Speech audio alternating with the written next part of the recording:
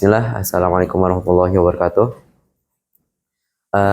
Innal hamdalillah nahmaduhu wa nasta'inuhu wa nastaghfiruh wa na'udzu billahi min syururi anfusina min sayyiati a'malina may yahdihillahu fala mudhillalah wa may yudlil fala hadiyalah.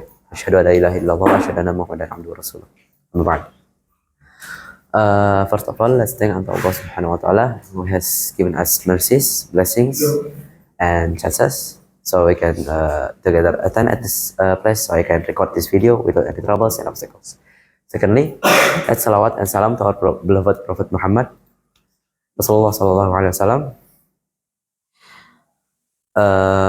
who has guided us from the darkness to the lightness, from the stupidity to the cleverness, namely Islamic religion.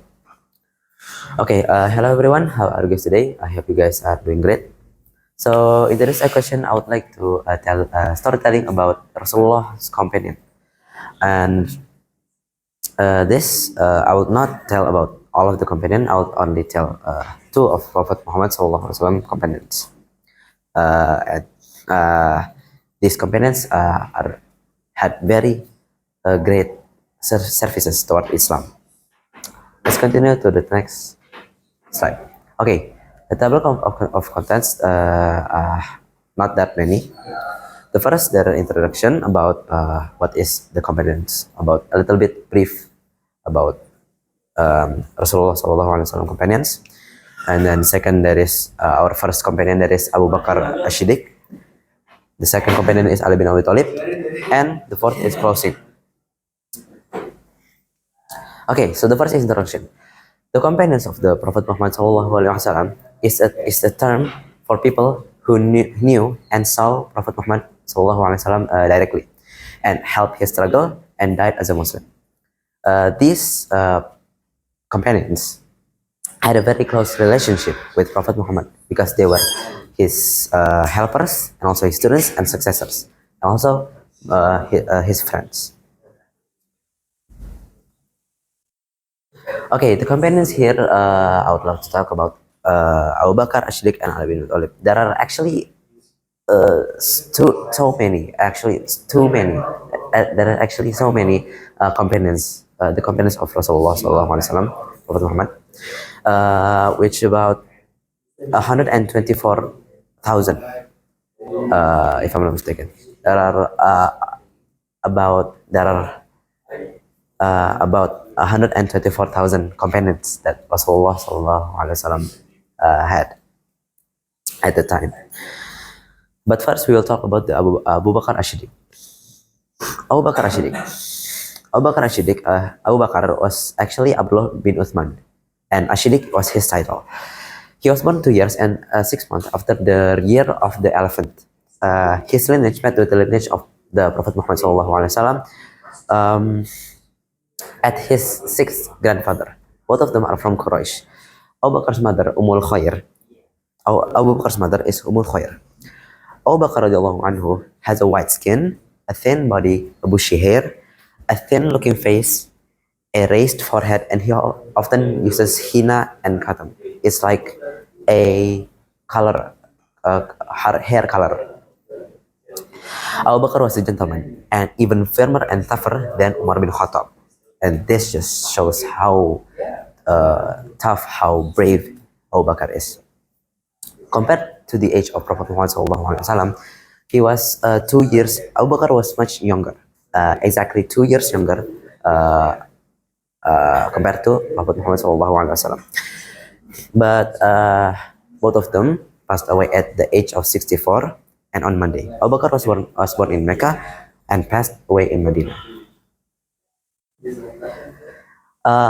Here's are some Abu Bakar services. The first is his greatest merit was his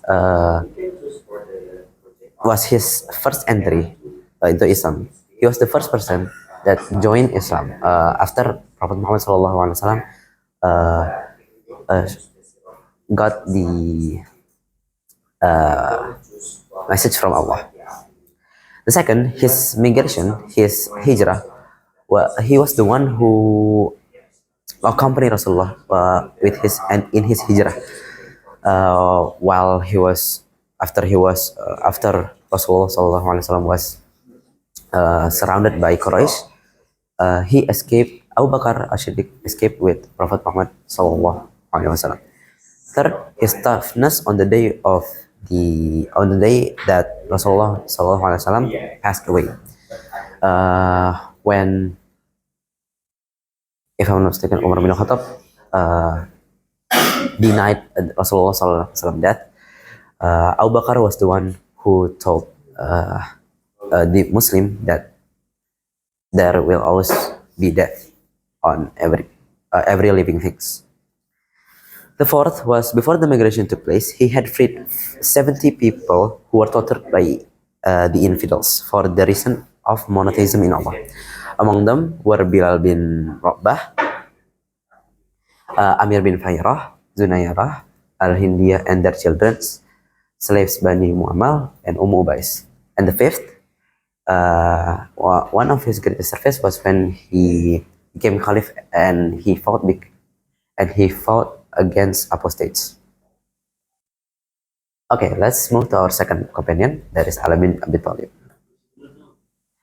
Ali bin Abi Thalib has the title of Asadullah, or Lion of Allah. Ali bin Abi Thalib was the cousin of the Prophet Muhammad SAW and the first to convert Islam and the first one among the people who convert to Islam. He is also known as a brave commander who is an expert in combat, an expert in the field of jurisprudence, and an expert on wisdom, as well as government strategist. As described in the book Usudul Ghabah fi Ma'rifat Ash-Shahabah, Ali bin Abi Thalib had big eyes, a dark skin, a strong muscle, a large body, a thick beard, a short body, very eloquent in speaking or very fluent, brave, never giving up, generous, forgiving, soft-spoken, and gentle in his feelings. Ali served as Khalifah, replacing Uthman bin Affan. His caliphate was not too long because it only lasted for 5 years before he died. Among the Ali bin Abi Thalib's services, I will only mention 5 here. There are a lot, and Abu Bakr too, but I only mentioned 5. The first of Ali bin Abi Thalib's services is replacing incompetent officials. So when he saw someone incompetent, the